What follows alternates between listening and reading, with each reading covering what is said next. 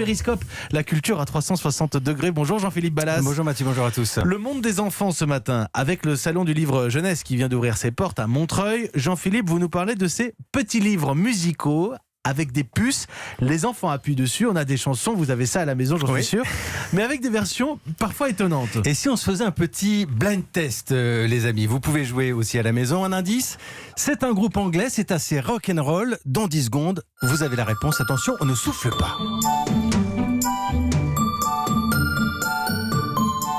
Ah, c'est pas si facile, hein.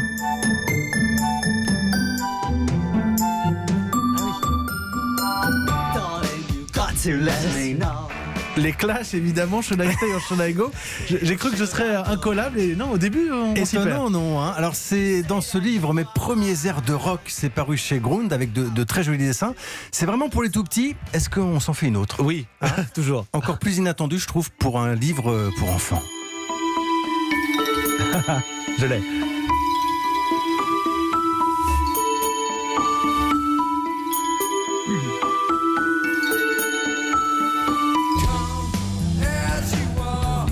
Nirvana, évidemment, effectivement inattendu chez les enfants. Vous avez aussi des artistes français. Alors, bougez pas parce qu'il y a une collection très chouette sortie récemment chez Playback, cette fois un autre éditeur. J'ai rencontré la directrice, c'est Karine Marigliano. Alors, elle vous propose mon premier Aznavour, mon premier Brassens, Piaf, Gainsbourg, etc. Il y a même mon premier Goldman. Goldman, écoutez, c'est vraiment le patrimoine français qui traverse les années. Tout le monde connaît. Quand la musique est bonne, évidemment, je ne suis pas une chanteuse, mais justement, c'est le principe. Transmettre à son enfant un petit moment de bonheur, parfois de nostalgie. Vous avez aussi Claude François, là, je vois.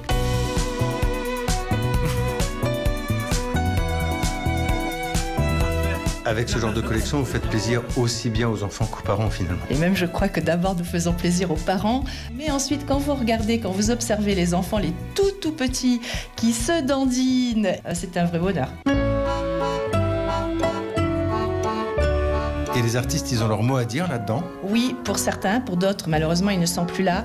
Ce qui peut être très émouvant, je pense notamment à Charlotte Gainsbourg qui a envoyé un petit message disant il aurait été très touché. On a reconnu la javanaise, Serge Gainsbourg, bien sûr. Évidemment, très jolie collection. Alors, quand on parle des artistes, je vous ai gardé le meilleur pour la fin. C'est Jean-Louis Aubert que j'ai croisé cette semaine et à qui j'ai fait écouter justement une version de Un autre monde, Mes premiers airs de rock français chez Grund. Vous allez voir, sa réaction est assez touchante.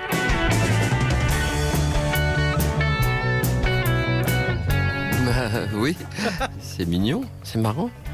C'est-à-dire que là, il y a des gamins de 2 ans qui découvrent un autre monde. Oui, et puis pour eux, ça sera Au clair de la lune, quoi. Qui est une chanson assez touchante, c'est un petit blues, Au clair de la lune. Et on l'oublie, je sais pas quoi penser de tout ça, à part que c'est le temps qui passe et que tout d'un coup, on marque et on ne marque pas l'époque, quoi. Ça fait des souvenirs, c'est peut-être un peu aussi le monde des perroquets. Je suis pas un fou de ça non plus, parce que je pense que les enfants vont avoir autre chose à foutre que d'avoir un autre monde dans la tête, mais pourquoi pas. Je vous ai mis l'original quand même. En tout Parce cas, qu'au début, ça faisait un peu fête de la musique. mais il y a un vrai foisonnement. C'est pour les enfants, pour les tout petits. Il y a un vrai foisonnement en ce moment de livres musicaux pour enfants, avec des éditeurs pleins d'imagination. Allez faire un tour chez votre libraire. Je vous assure, ça vaut le coup.